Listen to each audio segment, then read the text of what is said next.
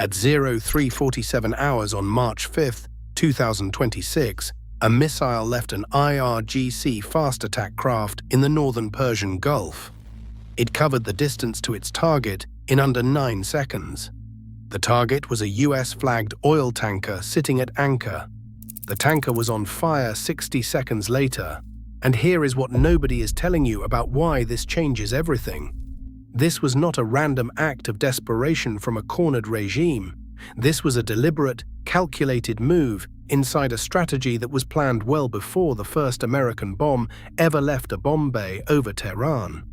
By the time you finish watching this, you will understand why Iran hitting that tanker may have been the smartest military move they have made in this entire war, and why the United States, for all its overwhelming firepower, may have walked straight into the trap. 6 days earlier, at 01:15 Eastern Time on February 28, 2026, the United States Central Command and the Israeli Defense Forces simultaneously initiated the largest coordinated strike package in the Middle East since the 2003 invasion of Iraq. The operation had 2 names. The Pentagon called it Operation Epic Fury. Israel called it Operation Roaring Lion. In the first 48 hours alone, American aircraft flew over 1,700 sorties and struck more than 1,250 Iranian targets. Israel flew 1,600 sorties and dropped approximately 4,000 munitions. The first strike package targeted something that no American president had ever authorized before: the living supreme leader of the Islamic Republic of Iran. Ayatollah Ali Khamenei, 86 years old, ruler of Iran for 37 years, was killed in his compound. His body was recovered from the rubble. The CIA had intercepted intelligence about a secret leadership meeting scheduled for that Saturday morning. Trump accelerated the timeline by 48 hours. They got him on the first pass. Also killed in the opening strikes were IRGC Commander General Mohammad Pakpour, Defense Minister Aziz Nasirzadeh, Senior Advisor Ali Shamkhani, and the Chief of Staff of the Iranian Armed Forces, Mohammad Bagheri. Members of Khamenei's immediate family were killed alongside him. This was not a strike package. This was a decapitation. And the Iranian military did exactly what it had spent decades training to do if the head was ever cut off. It attacked everything at once. Iran fired over 500 ballistic missiles and 2,000 attack drones in the first 4 days of the conflict. Targets included US military bases in Kuwait, Bahrain, Qatar, Saudi Arabia, Jordan, the UAE, and Iraq. Dubai International Airport was struck. Kuwait International Airport was struck. The US Embassy in Kuwait was hit and permanently closed. The UK Royal Air Force Base at Akrotiri in Cyprus was struck by an Iranian drone. Hezbollah in Lebanon entered the conflict, launching its own barrages toward Israel. The Houthis in Yemen simultaneously declared they would resume attacks on Red Sea commercial shipping. In the space of 72 hours, the entire Middle Eastern theater had become active. And then Iran did something that no one had fully wargamed. It closed the Strait of Hormuz. Not symbolically, not legally on paper. Operationally. On March 2nd, an IRGC commander broadcast on maritime VHF radio that the strait was closed and that any vessel attempting passage would be fired upon. Within 24 hours, tanker traffic through the strait dropped by 94%. Over 150 ships dropped anchor in the Gulf of Oman and simply stopped. Maersk suspended all transits. Hapag-Lloyd suspended all transits. CMA CGM, the world's third largest shipping line, ordered every vessel in or near the Gulf to proceed immediately to a sheltered anchorage and halt operations. War risk insurance was withdrawn entirely for March 5th, meaning the financial risk to ship owners became incalculable. The Joint Maritime Information Center elevated the regional threat level to its highest classification. An attack, they stated, was almost certain. Think about what was moving through that strait before it went dark. 20% of the entire world's daily oil consumption, 1/5 of the global supply of liquefied natural gas, 30% of Europe's jet fuel. All of it came through a waterway, 33 nautical miles across at its narrowest point. And now nothing was moving. Oil prices responded immediately. Brent crude jumped 13% in the first 2 days. By March 5th, West Texas Intermediate crude had surged over 21% for the week, closing above $81 per barrel. That was the biggest single-day gain for U.S. crude since May 2020. Average retail gasoline prices in the United States jumped nearly 27 cents in 1 week to $3.25 per gallon. Analysts were forecasting $100 per barrel if the disruption held. Europe's natural gas prices nearly doubled in 72 hours. Iraq had to shut down operations at the Rumaila oil field because there was nowhere to store the crude. Tankers with 12 million barrels of crude were sitting in the Arabian Sea with no confirmed destination. Iran had figured something out that the war planners in Washington may have underestimated. You do not need to win a war militarily to win a war strategically. You just need to make the cost of continuing unbearable. Here is where the tanker attack on March 5th fits into a picture that most coverage is missing entirely. By that morning, the US military had already sunk or destroyed most of Iran's conventional naval power.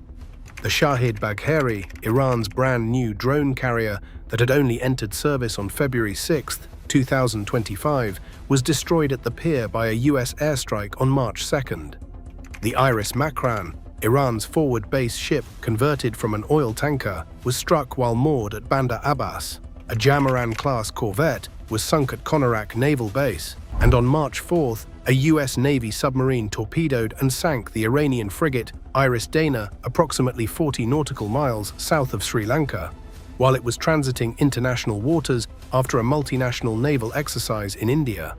In total, CENTCOM confirmed the destruction of 19 Iranian ships and 1 submarine. Iran's surface navy, the kind that fights in formation and projects power, was effectively gone. What remained was something far harder to kill. Fast attack craft, shore-based anti-ship missile batteries, naval mines, unmanned surface vessels. Small boats that cost almost nothing and can carry a shaped charge. The swarm. This is what struck the tanker on March 5th. Iran's Islamic Revolutionary Guard Corps Navy did not need a frigate to hit an oil tanker at anchor. It needed a small vessel, a missile, and a crew willing to operate under fire. The IRGC statement was direct. The ship was hit by a missile in the north of the Persian Gulf and is currently on fire. Iran's Revolutionary Guards simultaneously declared they had full control of the Strait of Hormuz. That phrase, full control, was not describing physical domination of the waterway by surface ships. The US Fifth Fleet is stationed in Bahrain. Iran knows it cannot fight the Fifth Fleet ship to ship and win. Full control meant something else entirely. It meant that any commercial vessel that attempts to transit will be targeted, regardless of flag, regardless of cargo, regardless of whether the US Navy can theoretically escort it. Iran was not blocking the strait the way a navy blocks a strait. Iran was making the strait commercially unusable through the credible threat of violence. And the market believed them. Now here is the layer that almost no mainstream outlet is covering. In the days before Operation Epic Fury launched, something unusual happened in global energy markets that nobody paid enough attention to. Between February 15th and February 20th, Iran tripled its oil exports. 3 times the normal rate. It simultaneously drew down its domestic oil storage to near minimum levels. Iran was not doing this because it needed the cash, though it did. Iran was doing this because it was pre-positioning. It was moving its own oil out of reach before the bombs fell, and it was doing something else. It was watching whether the US and Saudi Arabia would follow suit. Saudi Arabia did increase production and exports in that same window. Both sides were front-loading supply before a disruption they knew was coming. The question is, who knew the exact date? Because there is a detail that has circulated in defense analysis communities but has received almost no mainstream coverage. War risk ship insurance premiums for the Strait of Hormuz began rising sharply on February 22nd, not after the strike started on February 28th, 6 days before. from 0.125% to nearly 0.4% of the insured value per transit. For a very large crude carrier, that is an increase of $250,000 per single crossing. Insurance markets move on information, and that information was moving before the bombs fell. Who was repositioning 6 days before the most closely held military operation in years? That question is still unanswered. There is another thread worth pulling. Trump's stated justification for the operation shifted. In his 2:30 a.m. video on Truth Social when he announced the strikes, he said the objective was to eliminate imminent threats from the Iranian regime. Within 48 hours, administration officials were describing the goal as regime change. Then the messaging shifted again toward degrading Iran's military capability, then toward containing Iran's nuclear program. White House Press Secretary Caroline Leavitt told reporters that the U.S. had no timeline for when the Strait of Hormuz would be safe for commercial shipping again. She also said, in a direct quote, that the U.S. has weapons stockpiles in places that many people in this world do not even know about. That statement, made casually to a reporter from Time magazine, generated almost no follow-up. What stockpiles? Where? And what are they for? Trump also told NBC News that he should have a role in picking Iran's next supreme leader, drawing a comparison to Venezuela, where he had previously used military threats to install a cooperative government. That statement clarified something about the true objective of the operation that the word imminent threat had been obscuring. This was always about regime change. The nuclear program and the missile threats were the legal justification, and the actual goal was to collapse the Islamic Republic. And the tanker attack is Iran's answer to that goal. You do not have to be strong to survive a regime change attempt. You have to make the cost of completing it high enough that the other side stops. Every tanker that burns in the Persian Gulf is a message to global energy markets that the Islamic Republic is not going quietly. Every day that Brent crude stays above $85 is a message to U.S. consumers filling their tanks at $3.30 a gallon. Every week that the Strait of Hormuz stays functionally closed is a message to China, Japan, South Korea, and India, who collectively receive nearly 70% of all oil that transits the strait. That message is, your energy security is hostage to American foreign policy decisions. And those governments are paying very close attention. China publicly called the Strait of Hormuz an important international trade route. That phrase, coming from Beijing, was not a neutral observation. It was a signal. Japan had vessels stranded. Pakistan was seeking alternative supply routes. The economic pressure Iran was generating was not falling on the United States, which had long since stopped depending on Middle Eastern oil. It was falling on Asia. And Asia was going to have something to say about how long this war lasted. So back in the Persian Gulf, the British Navy reported an additional explosion on March 5th on a large crude tanker at anchor in Iraqi territorial waters. The ship's master reported seeing a small vessel flee the scene. No fire, no crew casualties. But this was the northernmost vessel attack recorded during the entire conflict.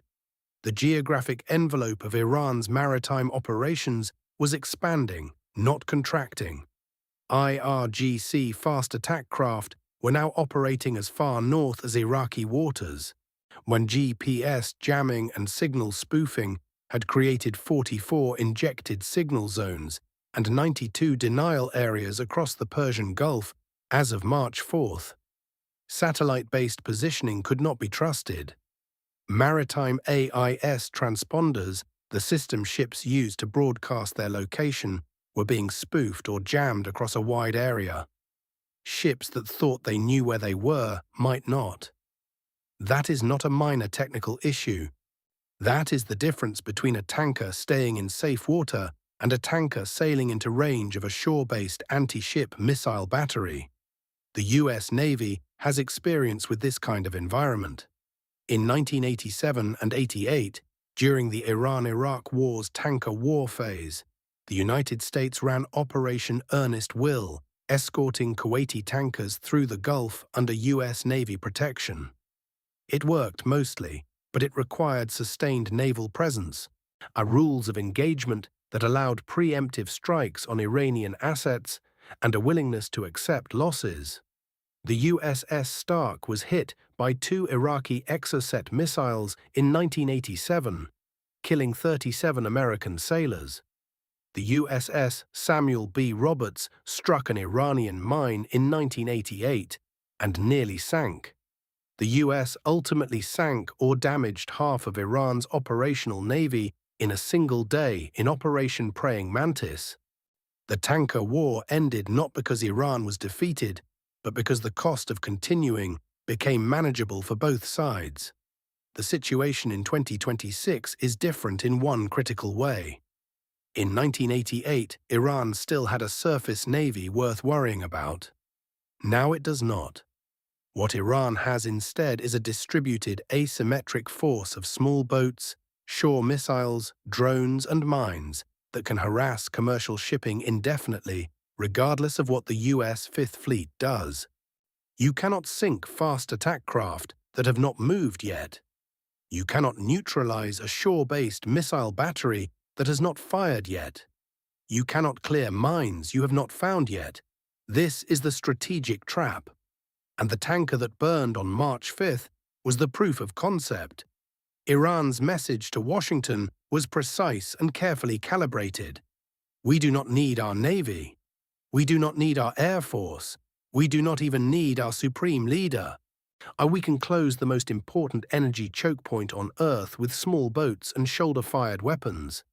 And we can sustain that indefinitely. What are you going to do about it? Trump's response on March 5th was that further action to reduce pressure on oil is imminent. He did not specify what that action was. He had previously said the US would provide military escort to commercial vessels through the strait, citing Operation Earnest Will as the model. But no timeline was given. No convoy operations had started. And the White House confirmed it had no timeline for when the strait would be safe. 6 American service members were dead. The Kuwaiti air defense system had shot down 3 US F-15E fighters in a friendly fire incident, their crews ejecting safely. The UK had begun temporary withdrawal of embassy staff from Bahrain. The State Department had urged all Americans to leave the Middle East immediately. Qatar Energy had suspended LNG production after Iranian drone strikes on facilities in Mesaieed and Ras Laffan. The Ras Tanura refinery in Saudi Arabia had been targeted. Iran had also fired barrages at Qatar, the UAE, Bahrain, Kuwait, Saudi Arabia, Jordan, and Iraq. It had struck civilian airports. It had struck ports. It had struck hotels in Dubai and Bahrain. It had struck residential neighborhoods. And Mojtaba Khamenei, the son of the killed supreme leader, he had survived an Israeli airstrike and was reportedly still alive. The Assembly of Experts was meeting in secret to select a new supreme leader. The IRGC, its top commander dead but its institutional structure intact, was the most powerful remaining force inside Iran. And the IRGC had declared full control of the Strait of Hormuz. Here is the question that nobody can answer yet. Operation Epic Fury was built on a theory. Remove the head and the body stops functioning. Kill Khamenei, or kill the top generals, destroy the nuclear program, flatten the missile stockpiles, and the Islamic Republic either collapses or comes to the table.